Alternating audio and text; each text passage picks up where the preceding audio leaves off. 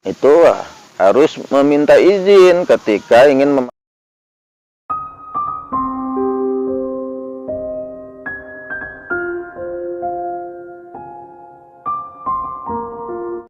Bismillahirrahmanirrahim. Assalamualaikum warahmatullahi wabarakatuh. Sahabat Sahir 78 yang dirahmati Allah, jumpa lagi bersama saya Al-Fakir Sahir 78. Mudah-mudahan antum semua, kita semua berada dalam lindungan Allah Subhanahu wa taala dan selalu terbimbing dengan hidayah, taufik dan inayahnya.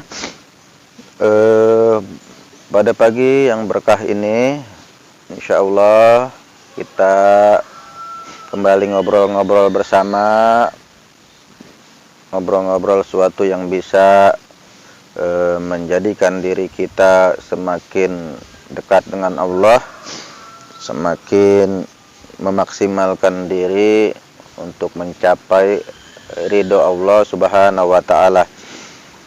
Sahabat Sahir 78 yang dirahmati Allah, banyak hal dalam kehidupan kita ini yang terkadang kita belum tahu dasar hukum dari melakukan suatu aktivitas perbuatan, sehingga kita harus terus berulang kali mengkaji ilmu syariat Islam agar amal kita bisa menyesuaikan dengan syariat Islam, dengan ajaran Islam.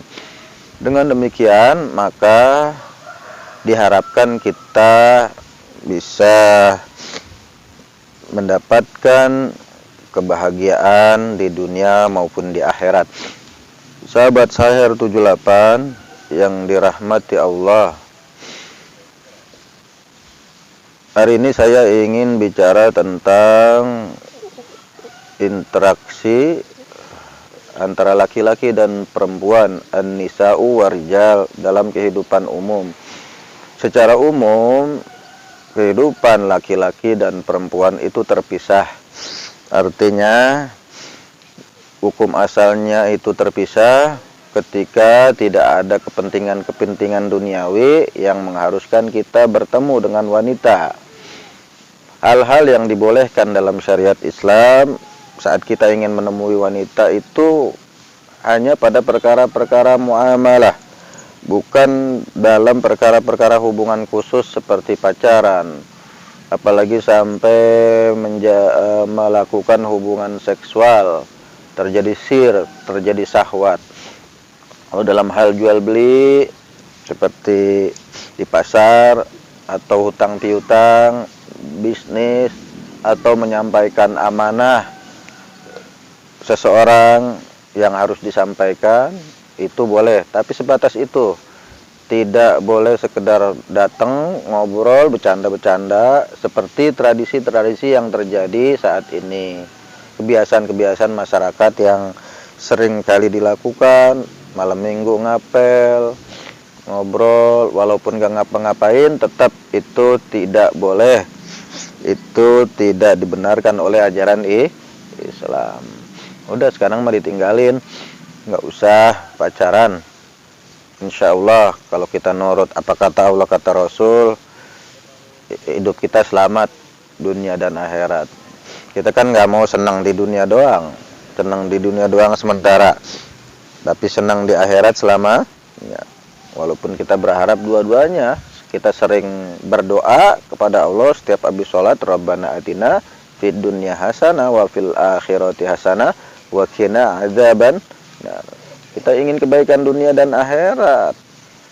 Kalau baik dunia doang nggak ada artinya, ya. Baik akhirat masih untung, walaupun dunia belangsak, di akhiratnya bahagia. Yang rugi dunianya belangsak, akhiratnya sengsara. Itu berarti nggak ada untung-untungnya hidupnya. Nah, itu yang kita harus pikirkan. Jadi kehidupan kita ini harus selalu menyesuaikan dengan ajaran Islam, ya. Terus pada konten-konten sebelumnya pun sudah dijelaskan Jadi hubungan wanita dan laki-laki dalam hal seksual itu sebatas hubungan suami istri. Kalau sudah terikat dengan pernikahan, boleh kemudian memunculkan hasrat seksual itu. Itu disebut dengan gorijatul hajat, ya. Ya, gorijatun nauh. Itu naluri seksual. Boleh dimunculkan saat kita sudah nikah. Kalau belum nikah bahaya. Antara anak orang main coba-cobain aja. Ya. Mempermainkan perempuan akhirnya. Itu yang banyak kita lihat sekarang. Banyak kejadian-kejadian hamil di luar nikah, saking malunya aborsi, ya. Hubungan-hubungan gelap, padahal sudah punya pasangan, yang laki-laki sudah punya istri, yang perempuan sudah punya suami. Terjadi perselingkuhan akibat kehidupan laki-laki dan wanita secara umum tidak terpisah. Ya. Secara eksplisit kontekstual, Allah sudah menjelaskan dalam surat An-Nur ayat 58. Kata Allah, A'udzubillahi minasyaitonirrajim. Bismillahirrahmanirrahim. Walladzina amanu liyasta'dzinal ladzina malakat aymanukum. Hai orang-orang yang beriman,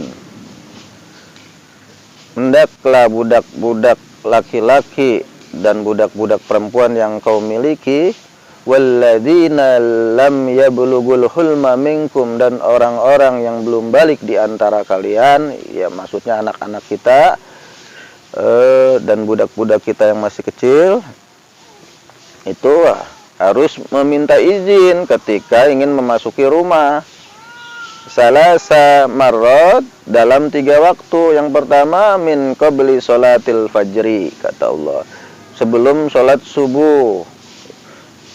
Terus yang kedua, wahina tadaukum siyabakum minaz zahira, yaitu pada waktu kita menanggalkan pakaian luar kita tengah hari, itu menjelang zuhur. Yang ketiga, mimba di sholatil isya'i, setelah sholat isya. 3 waktu itu yang kemudian dilarang bagi budak-budak laki-laki dan budak-budak perempuan yang kita miliki, juga anak-anak kita, untuk memasuki ruangan kita walaupun anak kita sendiri, ya.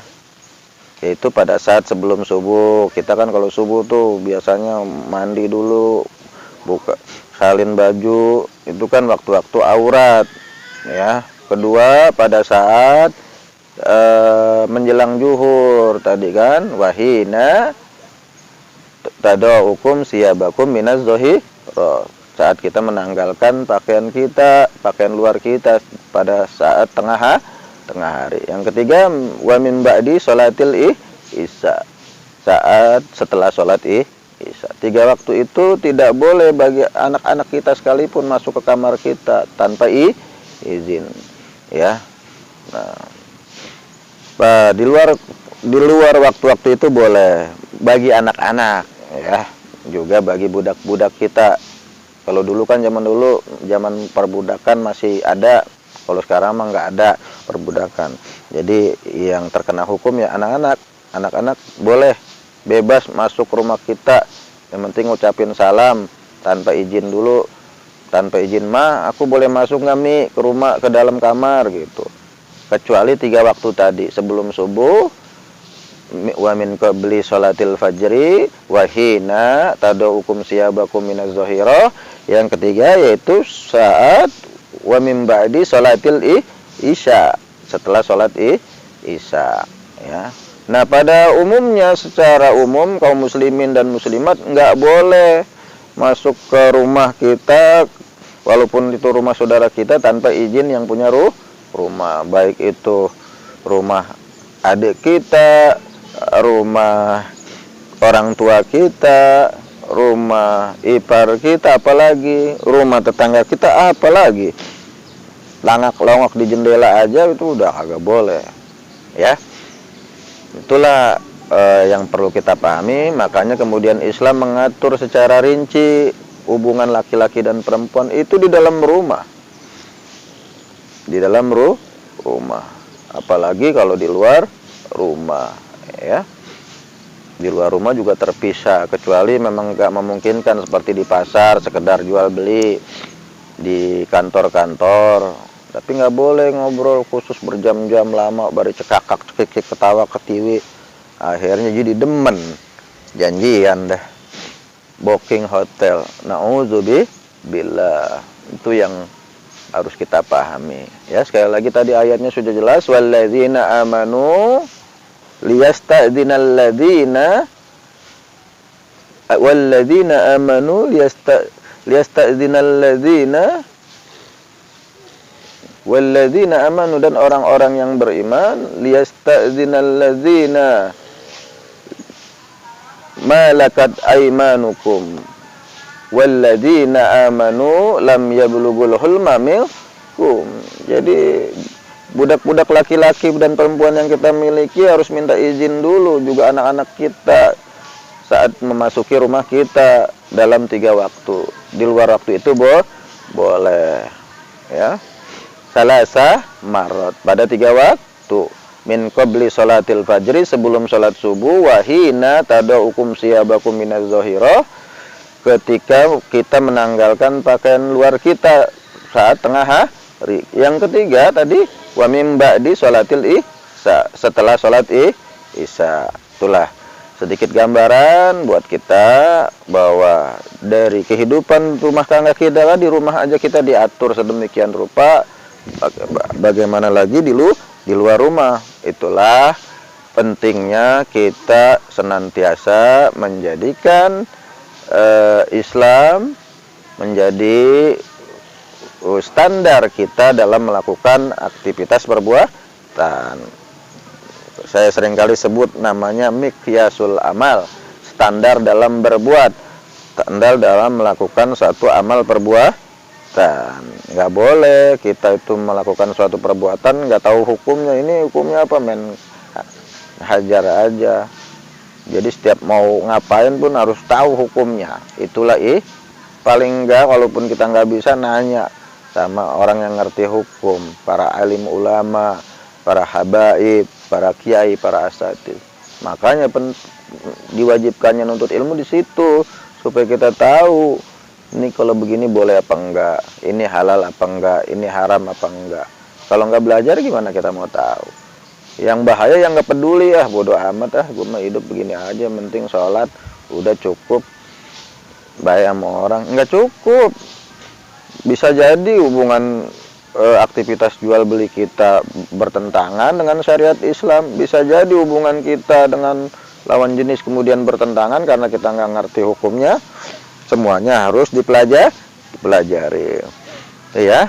Mungkin itu saja yang bisa saya sampaikan. Mudah-mudahan bermanfaat buat al-fakir yang doif ini, yang juga banyak dosa, banyak sekali hal-hal yang hilaf.